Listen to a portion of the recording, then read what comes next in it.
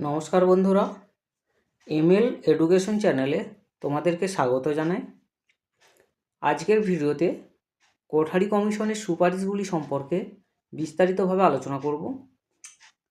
আজকে যে কোঠারি কমিশন সম্পর্কে আলোচনা করা হবে, এটা তোমাদের উচ্চ মাধ্যমিকের দ্বাদশ শ্রেণীর তৃতীয় সেমিস্টার, এছাড়াও বিএ, এমএ, এমএড, এসএলএসটি এবং বিএড স্তরের ক্ষেত্রে খুবই গুরুত্বপূর্ণ।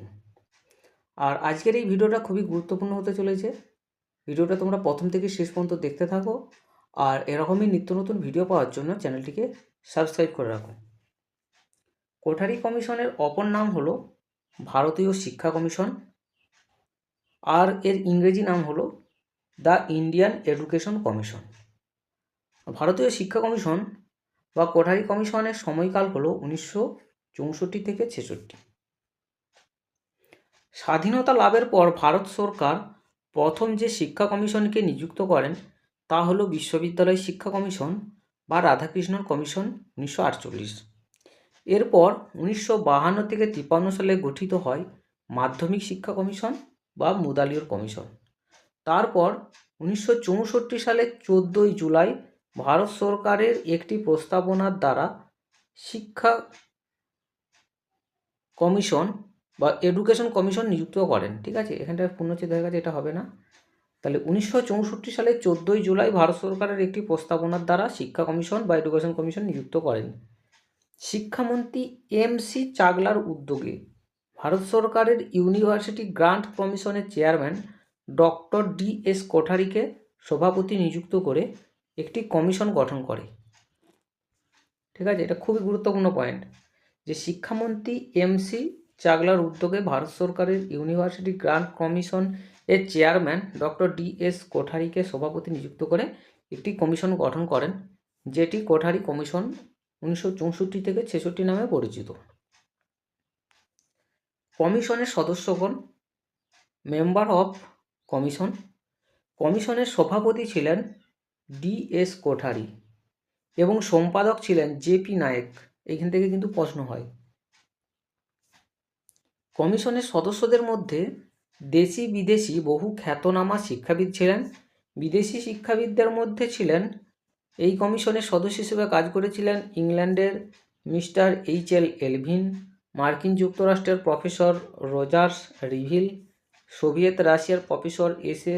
সুমোভস্কি, ফরাসি দেশের জিন থমাস, ইউনেস্কোর প্যারিস শাখার মিস্টার জে.এফ. ম্যাকডুগাল। ঠিক আছে, এরা ছিল বিদেশি সদস্য। আর ভারতীয়দের মধ্যে কে কে ছিল দেখে নিই। ভারতীয়দের মধ্যে সদস্য হিসেবে ছিলেন ডক্টর ডি.এস. কোঠারি সভাপতি, A R. Daud, R S. Gopalaswami, J P. Naik, doctor K G. লায়েদিন, doctor T Sen, doctor D S. Jha, prof M D. Mathur, Shri P L. Kripal, doctor B K. Pal এবং কুমারী এস. পানান্ডিকার। ঠিক আছে, এরপর হচ্ছে কমিশনের রিপোর্ট। এটাও খুবই গুরুত্বপূর্ণ পয়েন্ট। কমিশন তার রিপোর্ট 1966 খ্রিস্টাব্দের 29 June education and national development শিরোনামে জমা দেয়। কোঠারি কমিশনের রিপোর্টটি 4টি খণ্ডে বিভক্ত ছিল। তো প্রথম খণ্ড হচ্ছে, এখানে শিক্ষা সংক্রান্ত সাধারণ সমস্যা নিয়ে আলোচনা করা হয়েছে। দ্বিতীয় খণ্ড, এখানে বিভিন্ন স্তরের শিক্ষা সম্পর্কে আলোচনা করা হয়েছে। তৃতীয় খণ্ড, শিক্ষা পরিকল্পনার বাস্তব রূপায়ণ সম্পর্কে আলোচনা করা হয়েছে। আর চতুর্থ খণ্ড, এখানে শিক্ষা সংক্রান্ত কয়েকটি বিবরণ ও দলিলপত্র নিয়ে আলোচনা করা হয়েছে।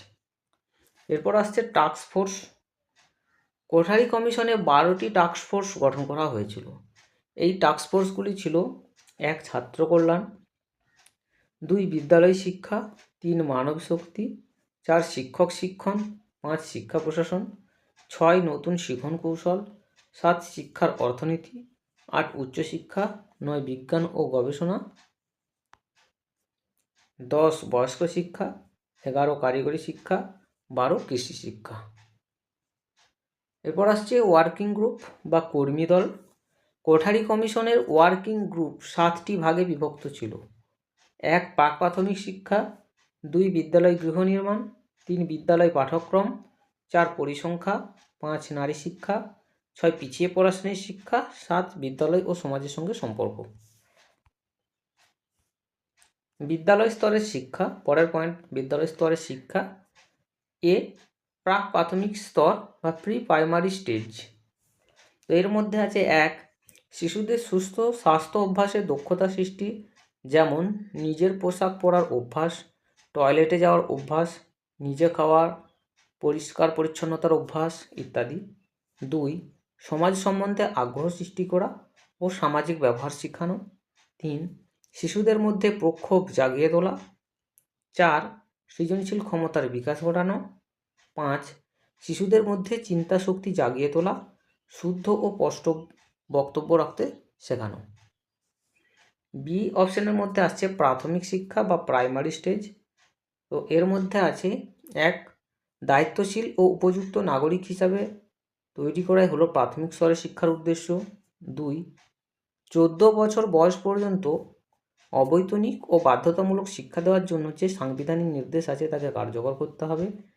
3 নিছক জ্ঞানমূলক বিষয়ের পরিবর্তে বাস্তব জীবনে সহায়ক বিষয়কে পাঠ্যক্রমে অন্তর্ভুক্ত করা প্রয়োজন।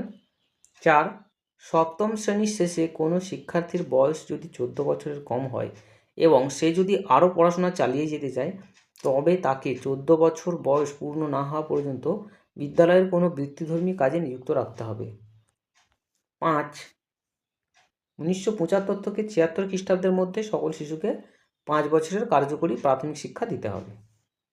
তো সি অপশনের মধ্যে আসছে নিম্ন প্রাথমিক শিক্ষা বা লোয়ার সেকেন্ডারি স্টেজ। 1 শিশুদের সমাজ জীবনে প্রতিষ্ঠিত করা ও গণতান্ত্রিক ভাবধারায় প্রতিষ্ঠিত করা। 2 নিম্ন মাধ্যমিক স্তরের মোট শিক্ষার্থীর 20% এবং উচ্চ মাধ্যমিক স্তরের 50% শিক্ষার্থী যাতে 1986 খ্রিস্টাব্দের মধ্যে বৃত্তি শিক্ষার সুযোগ লাভ করে তার ব্যবস্থা করা। 3 মহিলাদের শিক্ষার দিকে অধিক নজর দেওয়া যাতে এই স্তরে মহিলা ও পুরুষের শিক্ষার অনুপাত 1:2 হয়। 4 মেয়েদের জন্য পৃথক স্কুল গঠন, তাদের জন্য আংশিক সময়ের বা বৃত্তিমূলক শিক্ষার ব্যবস্থা করা। এরপর আসছে উচ্চ মাধ্যমিক শিক্ষা বা হায়ার সেকেন্ডারি স্টেজ। 1 নিম্ন মাধ্যমিক শিক্ষাকে দৃঢ়তর করা, প্রসারিত করা এবং সেই সঙ্গে বিষয় নির্বাচনের সুযোগ করে বিশেষীকরণ করা, কিন্তু চরম বিশেষীকরণ নয়। 2 শিক্ষার্থীর আগ্রহ, উৎসাহ, যোগ্যতা ও রুচি প্রভৃতি বিচার করে তার পরিচালনা ও নির্দেশনা দানের ব্যবস্থা থাকবে। 3 এই স্তরে 50% শিক্ষার্থীকে পুরো বা আংশিক সময়ের জন্য বৃত্তি শিক্ষার ব্যবস্থা করতে হবে, বাকি 50%-এর জন্য থাকবে সাধারণ শিক্ষার ব্যবস্থা। এরপর আসছে উচ্চশিক্ষার লক্ষ্য বা এইমস অফ হায়ার এডুকেশন। 1 উন্নত জ্ঞানের সন্ধান, দৃঢ় ও নির্ভীকভাবে সত্যের সন্ধানে নিয়োজিত থাকা এবং প্রাচীনকালের জ্ঞান ও বিদ্যাকে নতুন আবিষ্কারের আলোকে ব্যাখ্যা করা। 2 জীবনে সর্বক্ষেত্রে নির্ভুল নেতৃত্ব গ্রহণে শিক্ষা দেওয়া, প্রতিভাবানকে খুঁজে বের করা। 3 সমাজের জন্য কৃষি, বিজ্ঞান, চিকিৎসা, কলা, কারিগরি বিদ্যা ও অন্যান্য বৃত্তিতে উপযুক্ত শিক্ষিত নারী ও পুরুষ কর্মী সৃষ্টি করা এবং তাদের সামাজিক দায়িত্ব সম্পর্কে সচেতন করা। 4 শিক্ষাকে সমাজের সর্বস্তরে ছড়িয়ে সামাজিক ও সাংস্কৃতিক বৈষম্য দূর করে সামাজিক ন্যায় ও ঐক্য স্থাপন করা। 5 জাতীয় চেতনায় উদ্বুদ্ধ করা। 6 উচ্চশিক্ষা ও গবেষণার মান উন্নয়ন। এরপর আসছে পাঠ্যক্রম বা কারিকুলাম। তো এখানে আসছে সবার প্রথম আসছে নিম্ন প্রাথমিক স্তরের পাঠ্যক্রম। তো নিম্ন প্রাথমিক স্তরের পাঠ্যক্রমের মধ্যে থাকবে একটি ভাষা, তার মধ্যে মাতৃভাষা বা আঞ্চলিক ভাষা। 2 গণিত, 3 পরিবেশ পরিচিতি, 4 সৃজনশীল কাজ, 5 কর্ম অভিজ্ঞতা এবং সমাজসেবা, 6 স্বাস্থ্য শিক্ষা। এটা পাঠ্যক্রম। তো পাঠ্যক্রমের মধ্যে নিম্ন প্রাথমিক স্তরের পাঠ্যক্রম গেল। এরপর আসছে উচ্চ প্রাথমিক স্তরের পাঠ্যক্রম বা upper primary curriculum of upper primary education. এর মধ্যে থাকবে 1 হচ্ছে দুটি ভাষা, দুটি ভাষার মধ্যে থাকবে এ মাতৃভাষা বা আঞ্চলিক ভাষা, বি হিন্দি অথবা ইংরেজি, সি হচ্ছে একটি তৃতীয় ভাষা, এটা হচ্ছে ঐচ্ছিক। 2 থাকবে গণিত, 3 হচ্ছে বিজ্ঞান, বিজ্ঞানের মধ্যে ভৌতবিজ্ঞান এবং জীবনবিজ্ঞান, 4 সমাজবিদ্যা, সমাজবিদ্যার মধ্যে ইতিহাস, ভূগোল এবং পৌরবিজ্ঞান, 5 কলা, 6 কর্মঅভিজ্ঞতা এবং সমাজসেবা, 7 শারীরিক শিক্ষা, 8 নৈতিক ও আধ্যাত্মিক শিক্ষা। এরপর আসছে নিম্ন প্রাথমিক স্তরের পাঠ্যক্রম বা curriculum of lower secondary education. এর মধ্যেও 3টে ভাষা, একটা হচ্ছে মাতৃভাষা হিন্দি এবং ইংরেজি, এবং একটি প্রাচীন ভাষা অতিরিক্ত ঐচ্ছিক হিসাবে।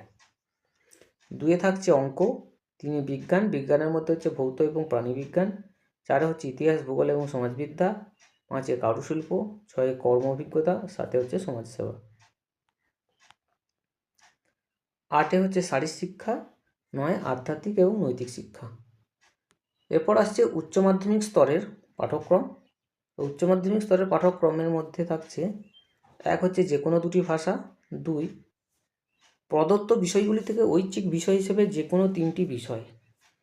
তো এর মধ্যে আছে 1 হচ্ছে একটি অতিরিক্ত ভাষা, B ইতিহাস, C ভূগোল, D অর্থশাস্ত্র, E তর্কশাস্ত্র, F মনোবিদ্যা, G সমাজবিজ্ঞান, H শিল্প, তারপর হচ্ছে পদার্থবিদ্যা, রসায়ন, গণিত, প্রাণীবিদ্যা, ভূমিবিদ্যা, গার্হস্থ্য বিজ্ঞান ইত্যাদি। আর 3 আছে কর্মবিজ্ঞতা এবং সমাজসেবা, 4 শারীরিক শিক্ষা, 5 কলা অথবা শিল্প, 6 হচ্ছে নৈতিক এবং আধ্যাত্মিক শিক্ষা। উচ্চশিক্ষার পাঠ্যক্রম কারিকুলাম অফ হায়ার এডুকেশন। 1 প্রথম ডিগ্রি স্তর 3 বছরের কম হবে না, দ্বিতীয় ডিগ্রি স্তরের স্থিতিকাল হবে 2 বা 3 বছর।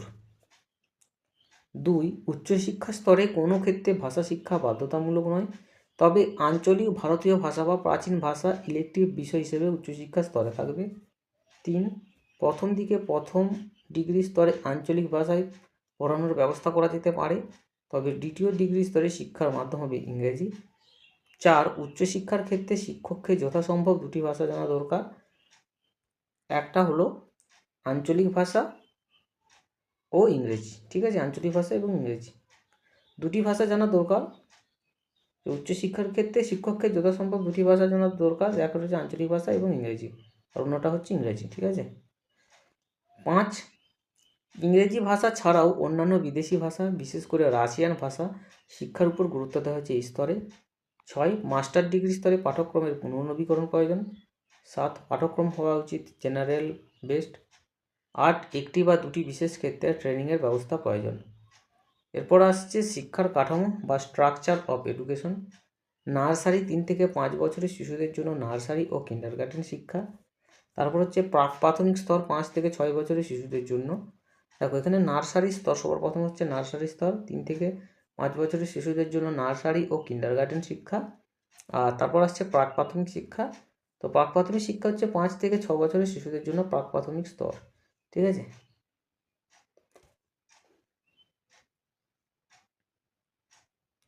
শিক্ষার কাঠামো এটা নার্সারি, তো গেল এখানে নার্সারি প্রাক প্রাথমিক। এরপর আসছে প্রাথমিক স্তর।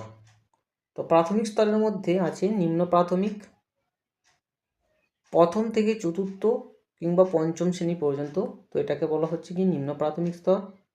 4 অথবা 5 বছরের জন্য হবে নিম্ন প্রাথমিক শিক্ষা স্তর, শিক্ষার্থীদের বয়স হবে 6 থেকে 11 বছর। এরপর আসছে উচ্চ প্রাথমিক। তো উচ্চ প্রাথমিক হচ্ছে পঞ্চম, ষষ্ঠ থেকে সপ্তম শ্রেণী পর্যন্ত, শিক্ষার্থীদের বয়স হবে 11 থেকে 14 বছর।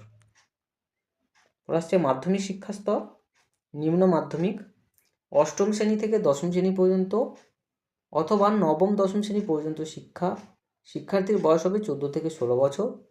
পর আসছে উচ্চ মাধ্যমিক, একাদশ ও দ্বাদশ শ্রেণীর শিক্ষার্থীর বয়স হবে 16 থেকে 18 বছর। এরপর আসছে সবার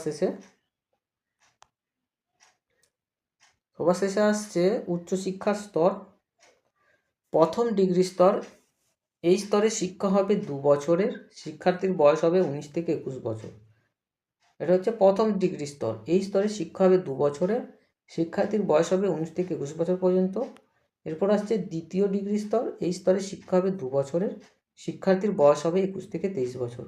কোনো কোনো বিশ্ববিদ্যালয় বিশেষ বিষয়ে 3 বছরে MA, MSc, MCOM degree course চালু করতে পারে।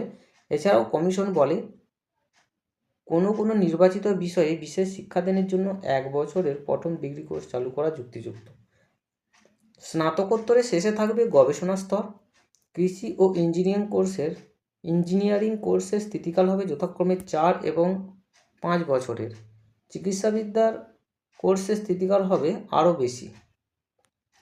প্রাক বিশ্ববিদ্যালয় স্তরটিকে কলেজ থেকে বিচ্ছিন্ন করে 1975 থেকে 76 খ্রিস্টাব্দের মধ্যে বিদ্যালয় স্তরের সঙ্গে যুক্ত করতে হবে।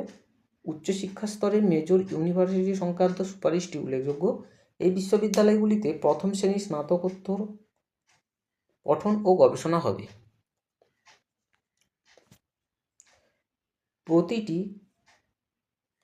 প্রতিটি মেজর ইউনিভার্সিটিতে থাকবে কতকগুলি অ্যাডভান্স সেন্টার। এই কেন্দ্রগুলি একে অপরকে বিভিন্ন দিকে শক্তিশালী করার চেষ্টা করবে এবং এরা বিভিন্ন ধরনের ইন্টার ডিসিপ্লিনারি গবেষণা করবে। সারা দেশে এ ধরনের 50টি কেন্দ্র গড়ে তোলা দরকার। এগুলিতে কৃষি, কারিগরি ও ডাক্তারি শাখার গবেষণা ব্যবস্থা থাকবে। বিজ্ঞান ও গণিতের জন্য অ্যাডভান্স স্টাডি সেন্টারের ব্যবস্থা থাকবে। শিক্ষক প্রশিক্ষণ, টিচার্স ট্রেনিং। শিক্ষক প্রশিক্ষণকাল 1 বছরের পরিবর্তে 2 বছরের করতে হবে। শিক্ষা প্রতিষ্ঠানগুলি হবে অবৈতনিক এবং শিক্ষার্থীদের বৃত্তি দেওয়ার প্রত্যেকটি শিক্ষণ প্রতিষ্ঠান সংলগ্ন বা ডেমনস্ট্রেশন স্কুল থাকবে। প্রশিক্ষণরত শিক্ষার্থীদের জন্য ছাত্রাবাস এবং অধ্যাপকদের জন্য বসবাসের ব্যবস্থা থাকবে। 4. প্রত্যেকটি প্রতিষ্ঠানে গ্রন্থাগার, গবেষণাগার, কর্মশালার ব্যবস্থা থাকবে। 5. শিক্ষক শিক্ষণের বর্তমান পাঠ্যক্রম শিক্ষা পদ্ধতির উন্নয়ন করতে হবে। 6. ডিগ্রির বিষয় ছাড়া অন্যান্য বিষয়কে মেথড হিসাবে দেওয়া যাবে না। 7. শিক্ষক শিক্ষণ প্রতিষ্ঠানে শিক্ষকদের 2টি বিষয়ে স্নাতকোত্তর ডিগ্রি থাকবে এবং কিছু শিক্ষকের পিএইচডি থাকবে। 8. ইন সার্ভিস প্রশিক্ষণের ব্যবস্থা করতে হবে। প্রতি 5 বছর অন্তর শিক্ষকদের 2 থেকে 3 মাসের প্রশিক্ষণ হবে। পরের পয়েন্ট আসছে পরীক্ষা ব্যবস্থার সংস্কার বা রিফর্মস অফ এক্সামিনেশন। পরীক্ষা ব্যবস্থার সংস্কারের মধ্যে নিম্ন প্রাথমিক স্তরের মধ্যে আসছে যে এই স্তরে মূল্যায়নের উদ্দেশ্য হবে শিশুদের মধ্যে যে সাধারণ দক্ষতা বা বেসিক স্কিল ও সঠিক অভ্যাস এবং আগ্রহ গড়ে উঠেছে তা পরিমাপ করা। প্রথম থেকে চতুর্থ শ্রেণী পর্যন্ত শ্রেণীকে একটি একক ইউনিট হিসেবে ধরা যেতে পারে। যেখানে এটি করা সম্ভব নয় সেখানে প্রথম ও দ্বিতীয় শ্রেণীকে একটি ইউনিট হিসেবে বিবেচনা করা যেতে পারে। এরপর এদেরকে 2টি ভাগে ভাগ করা যেতে পারে, একটা হচ্ছে স্লো লার্নার, একটা হচ্ছে ফাস্ট লার্নার। আর এই স্তরে শিশুদের জন্য থাকবে আভ্যন্তরীণ মূল্যায়ন ব্যবস্থা। তো এই পয়েন্টের মধ্যে পরীক্ষা ব্যবস্থার সংস্কার পয়েন্টের মধ্যে আসছে উচ্চ প্রাথমিক স্তর। উচ্চ প্রাথমিক স্তর, এই স্তরে শিক্ষার্থীদের লিখিত পরীক্ষার সঙ্গে সঙ্গে মৌখিক পরীক্ষার উপর গুরুত্ব দিতে হবে। এই পরীক্ষাগুলি হবে অভ্যন্তরীণ। প্রতিটি শিক্ষার্থীর জন্য সর্বাত্মক পরিচয়পত্র থাকবে। ডিস্ট্রিক্ট এডুকেশনাল অথরিটি প্রাথমিক স্তরের শেষে সাধারণ পরীক্ষা নিতে পারে। এই পরীক্ষার মাধ্যমে বিদ্যালয়গুলির লেভেল অফ পারফরমেন্সের তুলনা করা সম্ভব হবে। 3 হচ্ছে মাধ্যমিক শিক্ষা স্তর। State board of school education বই পরীক্ষার ভিত্তিতে যে সার্টিফিকেট দেবে তাতে পরীক্ষার ভিত্তিতে বিভিন্ন বিষয়ে শিক্ষার্থীর পারফরমেন্স কীরকম হয়েছে তা লেখা থাকবে। শিক্ষার্থীরা স্কুল থেকেও সার্টিফিকেট পাবে। এই সার্টিফিকেটে আভ্যন্তরীণ মূল্যায়নের রেকর্ড ও সর্বাত্মক পরিচয়পত্র থাকবে। দশম ও একাদশ শ্রেণীর ক্ষেত্রে 1 বছরের মধ্যে উচ্চ মাধ্যমিক শিক্ষার্থীদের 2টি বই পরীক্ষা দিতে হবে। যেখানে নবম থেকে একাদশ শ্রেণী পর্যন্ত পাঠ্যক্রম ইন্টিগ্রেটেড, সেখানে দশম শ্রেণী শেষে বই পরীক্ষা না হলেও চলবে। এরপর আসছে দশম বা একাদশ শ্রেণীর পর যে পরীক্ষাগুলি হবে তা পরিচালনা করবে বোর্ড অফ সেকেন্ডারি এডুকেশন। আবার এই বোর্ড দ্বাদশ শ্রেণী শেষে বই পরীক্ষার ব্যবস্থা করবে। কেন্দ্রীয় স্তরে থাকবে national board of secondary education, যা জাতীয় স্তরে মূল্যায়নের ব্যবস্থা করবে। 4 নম্বর পয়েন্ট উচ্চশিক্ষা স্তর। উচ্চশিক্ষার মূল্যায়নের ক্ষেত্রে বই পরীক্ষার পরিবর্তে শিক্ষক দ্বারা অভ্যন্তরীণ ও নিরবিচ্ছিন্ন মূল্যায়নের ব্যবস্থা করতে হবে। বিশ্ববিদ্যালয় ও তার অধীনস্থ কলেজসমূহ দ্বারা আভ্যন্তরীণ মূল্যায়ন বই পরীক্ষার পরিপূরক হবে। ইউজিসি একটি সেন্ট্রাল এক্সামিনেশন রিফর্ম ইউনিট প্রতিষ্ঠা করবে, যা বিশ্ববিদ্যালয়গুলির সঙ্গে সংযোগ রাখবে মূল্যায়নের ব্যাপারে। কতকগুলি বিশ্ববিদ্যালয় পরীক্ষার জন্য বিশেষ ইউনিট খুলবে। এরপর আসছে বৃত্তিমুখী ও কারিগরি শিক্ষা, ভোকেশনাল অ্যান্ড টেকনিক্যাল এডুকেশন। তো সবার প্রথম আসছে বৃত্তিমুখী শিক্ষা, যে শিক্ষা কোনো শিক্ষার্থীকে বিশেষ বৃত্তি সম্পর্কে জ্ঞান ও দক্ষতা অর্জনে সহায়তা করবে সেই শিক্ষাকে বৃত্তিমুখী শিক্ষা বলে। উদাহরণস্বরূপ কম্পিউটারের সাহায্যে বিভিন্ন কাজ করার জন্য বিশেষ শিক্ষা ব্যবস্থা যেমন ডস, উইন্ডোজ বেসিক, লোগো সম্পর্কে জ্ঞান এবং দক্ষতা অর্জনে সহায়তা করা। তারপর আসছে কারিগরি শিক্ষা, যে শিক্ষার দ্বারা কোনো শিক্ষার্থীকে প্রশিক্ষণের মাধ্যমে বৈজ্ঞানিক তত্ত্ব প্রয়োগ করে শিল্প, বাণিজ্য, কৃষি বা কলকারখানার যন্ত্রপাতির ব্যবহার সম্পর্কে অবহিত করানো হয় সেই শিক্ষাকে বলে কারিগরি শিক্ষা, যেমন লেদ মেশিন চালানো, ওয়েল্ডিং ইত্যাদি। এরপর আসছে বৃত্তি ও কারিগরি শিক্ষার পাঠ্যক্রম। এই পাঠ্যক্রমে রয়েছে ভাষা শিক্ষা, মাতৃভাষা এবং ইংরেজি, বিজ্ঞান বিভাগ, সাধারণ নির্বাচনীয় বিষয় বিভাগ, বৃত্তিমূলক নির্বাচনীয় বিষয় বিভাগ এবং সক্রিয়তা বিভাগ। সক্রিয়তা বিভাগের মধ্যে আছে কর্মশিক্ষা, শারীরশিক্ষা, এনসিসি এবং সমাজসেবা। 2 আছে প্রত্যক্ষ অভিজ্ঞতা অর্জনের জন্য শিক্ষার্থীদের নিকটবর্তী কলকারখানায় শিক্ষানবিশির ব্যবস্থা করা প্রয়োজন। কমিশনের সুপারিশ। তো কমিশনের সুপারিশ হচ্ছে যে 1986 সালের মধ্যে নিম্ন মাধ্যমিক স্তরে মোট ছাত্র সংখ্যার 20% ও দশম শ্রেণীর মোট ছাত্র সংখ্যার 50%-এর জন্য পুরো বা আংশিক সময়ের বৃত্তি বা কারিগরি শিক্ষার ব্যবস্থা করতে হবে। 2 অভিভাবক ও শিক্ষার্থীদের বৃত্তি ও কারিগরি শিক্ষা সম্পর্কে সচেতন করা প্রয়োজন এবং এই সম্পর্কে তাঁদের উৎসাহিত করে তোলা প্রয়োজন। 3 দক্ষ ও কুশল কর্মী সংখ্যা বৃদ্ধির জন্য শিক্ষা প্রতিষ্ঠানগুলির আসন সংখ্যা বাড়ানোর কথা বলা হয়েছে। 4 যারা স্কুল ছেড়ে কাজ করতে বাধ্য হয় তাদের আংশিক বৃত্তি ও কারিগরি শিক্ষার ব্যবস্থা করতে হবে। 5 হচ্ছে জুনিয়র টেকনিক্যাল স্কুলগুলির নাম টেকনিক্যাল হাই স্কুল করতে হবে। 6 পলিটেকনিকগুলি শিল্পাঞ্চলে প্রতিষ্ঠা করতে হবে ও গ্রামাঞ্চলের পলিটেকনিকগুলিতে কৃষিবিদ্যা ও কৃষির সঙ্গে যুক্ত শিক্ষার ব্যবস্থা করতে হবে। 7 পলিটেকনিকগুলিতে শিক্ষক কলকারখানা থেকে নিয়োগ করতে হবে, এর জন্য প্রয়োজনে শিক্ষা সংক্রান্ত নিয়ম শিথিল করতে হবে।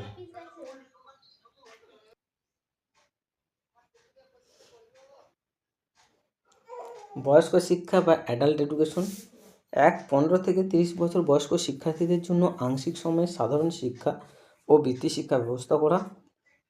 2 নিরক্ষরতা দূরীকরণে সিলেক্টিভ অ্যাপ্রোচের ব্যবস্থা করতে হবে। 3 মাস অ্যাপ্রোচ হবে বিরাট ও ব্যাপক, এ কাজের জন্য দেশের সমস্ত শিক্ষিত শক্তিকে কাজে লাগাতে হবে। 4 সদ্য সাক্ষরদের এগিয়ে নিয়ে যাওয়ার জন্য আংশিক সময় শিক্ষার ব্যবস্থা করা। 5 সারা দেশে পাঠাগার তৈরি করতে হবে। শিক্ষণ পদ্ধতি বা টিচিং মেথড। শিক্ষণ পদ্ধতিতে গতিশীলতা এবং পরিবর্তন আনতে হলে শিক্ষার সঙ্গে যুক্ত সকল ব্যক্তির দৃষ্টিভঙ্গি পরিবর্তন করতে হবে। তারপর হচ্ছে 2 নাম্বার হলো, এটা হচ্ছে 2 নাম্বার, ভালো শিক্ষা পদ্ধতি নিয়ে পরীক্ষা নিরীক্ষা শুরু করতে হবে। নতুন পদ্ধতি প্রয়োগে অভিভাবকদের আস্থা অর্জন করতে হবে। ঠিক আছে, এটা হবে ভালো। ভালোটা এখানে একটু মিস্টেক হয়ে গেছে, তাহলে শিক্ষা পদ্ধতি নিয়ে ভালো শিক্ষা পদ্ধতি হবে। এটা ভালো শিক্ষা পদ্ধতি নিয়ে পরীক্ষা নিরীক্ষা শুরু করতে হবে। নতুন পদ্ধতি প্রয়োগে অভিভাবকদের আস্থা অর্জন করতে হবে।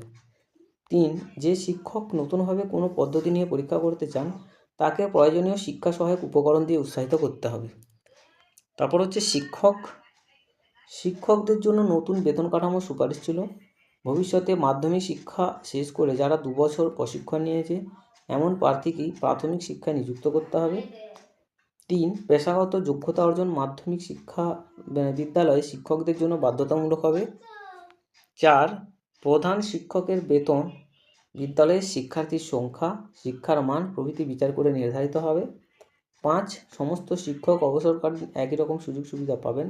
সমবায় ভিত্তিতে শিক্ষকরা যাতে গৃহ নির্মাণ করতে পারেন তার ব্যবস্থা করতে ঋণ প্রদান করতে হবে। 6 শিক্ষাক্ষেত্রে মহিলাদের সব স্তরেই বেশি সংখ্যক নিয়োগ করতে হবে। 7 শিক্ষকদের পেশার উন্নতি এবং শিক্ষার উন্নতির জন্য গঠিত শিক্ষক সংগঠনকে স্বীকৃতি দেওয়া হবে। 8 সরকারি ও বেসরকারি বিদ্যালয়ে শিক্ষকদের একই প্রকার চাকরির শর্ত নিয়ম শৃঙ্খলা নির্ধারিত হবে। ত্রিভাষা সূত্র বা ট্রাই ল্যাঙ্গুয়েজ ফর্মুলা। লক্ষণ স্বামী মুদালিয়রের সভাপতিত্বে যে মাধ্যমিক শিক্ষা কমিশন 1952 থেকে 53 গঠিত হয় সেই কমিশনের রিপোর্টে ভাষা সম্পর্কিত সুপারিশ ছিল যে শিক্ষার মাধ্যম হবে মাতৃভাষা তথা আঞ্চলিক ভাষা। বি পাঠ্যক্রমে নিম্ন মাধ্যমিক স্তরে থাকবে ইংরেজি। সি হচ্ছে উচ্চতর মাধ্যমিক স্তরে থাকবে 2টি ভাষা। তারপরে হচ্ছে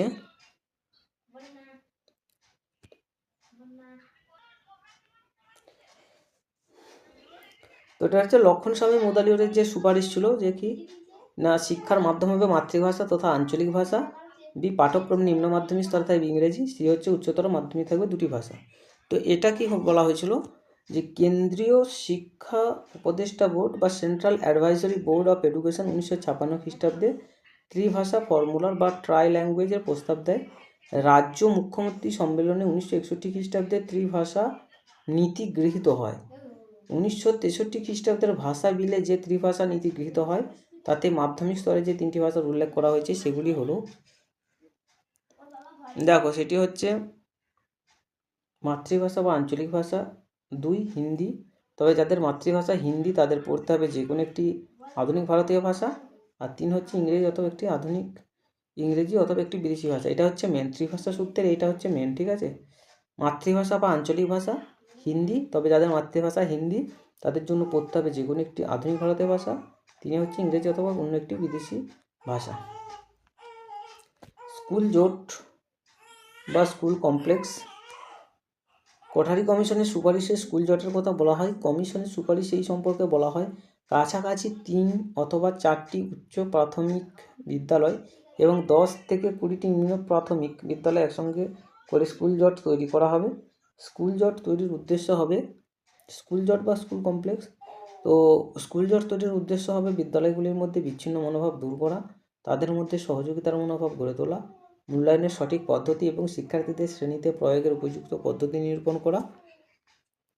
4 অপেক্ষাকৃত কম যোগ্যতা সম্পন্ন শিক্ষকের শিক্ষার মান উন্নীত করা। 5 প্রতিটি স্কুলের বাৎসরিক শিক্ষা সংক্রান্ত পরিকল্পনা স্কুল জটের অন্তর্গত স্কুলগুলির প্রধান শিক্ষকগণ আলোচনার মাধ্যমে স্থির করবেন, তাঁরা একত্রে স্কুলের উন্নতি বিধানে চিন্তাভাবনা করবেন। 6 স্কুলের শিক্ষকের সংখ্যা সীমিত, এই সীমিত শিক্ষকদের মধ্যে কেউ ছুটি নিলে স্কুলের পঠন পাঠনে অসুবিধা হয়, তাই স্কুল জট তৈরি করে একজন রিজার্ভ শিক্ষকের ব্যবস্থা রাখতে হবে যারা প্রয়োজন মতো বিভিন্ন স্কুলে সাহায্য করতে পারবেন।